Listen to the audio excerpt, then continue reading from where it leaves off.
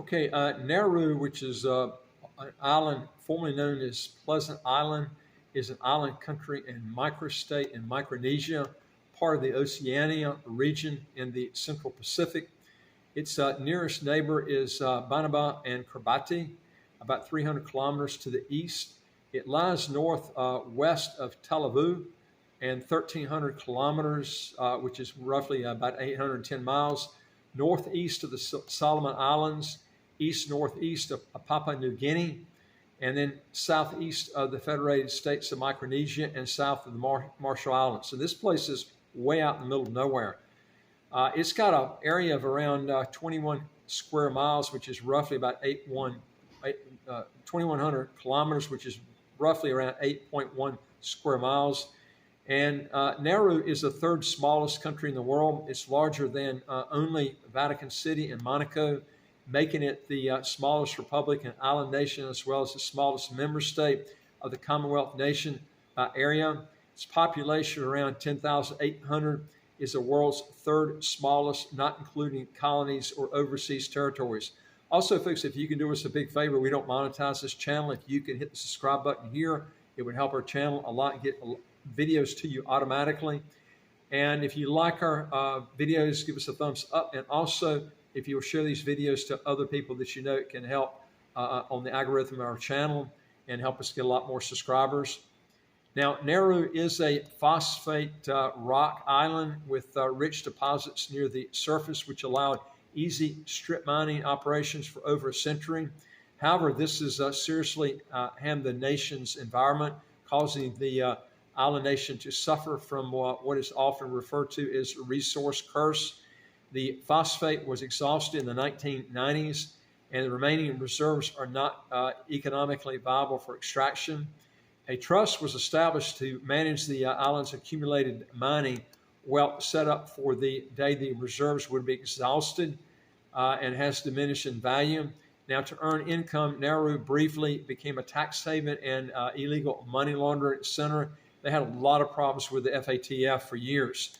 But now Nauru became a self-governing country in January 1966, and following a 2-year constitutional convention, it became independent on the 31st of January 1968 under funding President Hammer de Robut. Now, in 1967, the people of Nauru purchased the assets of the British Phosphate Commissioners, and in June of 1970, control passed to the locally owned Nauru Phosphate Corporation. Now, income from the mines made Naurusians among the richest people in the world. In 1989, Nauru took legal action against Australia in the International Center of Justice over Australia's administration of the island in particular, and Australia's failure to remedy the environment damage caused by phosphate mining. Now, Naurusian citizens had visa-free or visa-free on arrival access to 91 countries and territories, ranking this passport 59th in the world as far as travel freedom goes. Now, there are no personal income taxes in Nauru. The unemployment rate is estimated to be 23%, and the government employs 95% of those who have jobs. So this is a real government country. But they don't, they don't have an income tax. So on that end, they're very libertarian.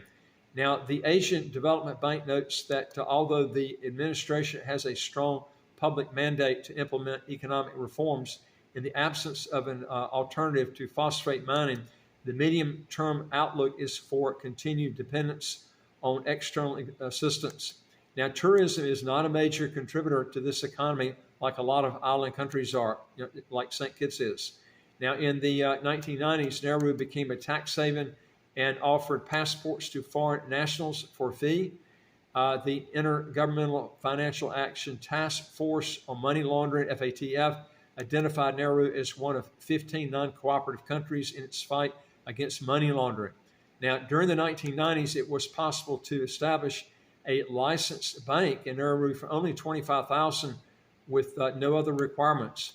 And under pressure from the FATF, Nauru introduced anti-avoidance legislation in 2003, and which began foreign hot money left in the country in October 2005 after satisfactory results from the legislation and its enforcement, FATF, lifted the non-cooperative designation.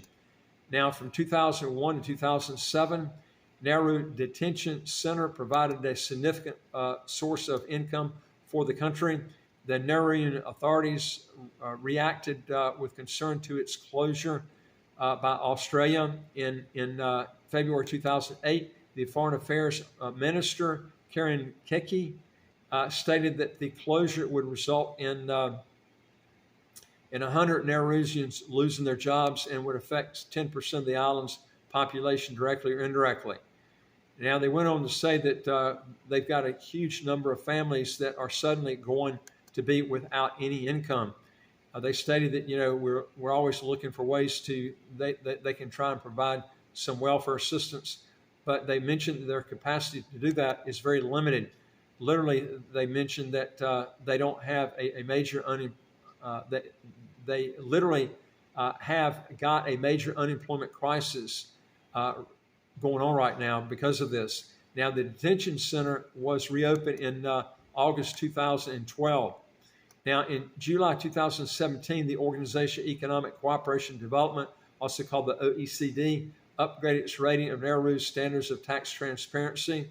Previously, Nauru had been listed alongside 14 other countries that had failed to show that they could comply with international tax transparency standards and regulations. Now, the OECD subsequently put Nauru through a fast-track compliance process, and the country was given a largely compliant rating. Now, if you're thinking about getting a residency and citizenship, these are your requirements. To obtain a residence permit and apply for citizenship, foreign nationals must meet the following requirements. You got to live in the country for at least 5 years. You got to speak the official language of Nauru fluently. This is a big disadvantage, having to learn that language. You have to have a clean criminal record, and you got to present a residence permit. And another thing I don't like they got on here is you cannot have any other citizenship because dual citizenship is prohibited in Nauru. I've always told people that you want to have the option to get that second passport, third passport, fourth passport, because if you don't have that, like for instance, Singapore has got a great passport, but they don't allow dual citizenship. You can go almost any place in the world, visa-free or visa-free on arrival. The problem with that passport and many other ones in the world is, you can, UAE is the same way, is you got to relinquish all your other passports.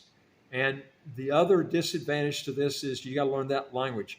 If you want to know more on this, go to our website, www.citizenshipquickly.com, and just ask for some help. And I would like to hear from you. If you got a question or comment, put it below.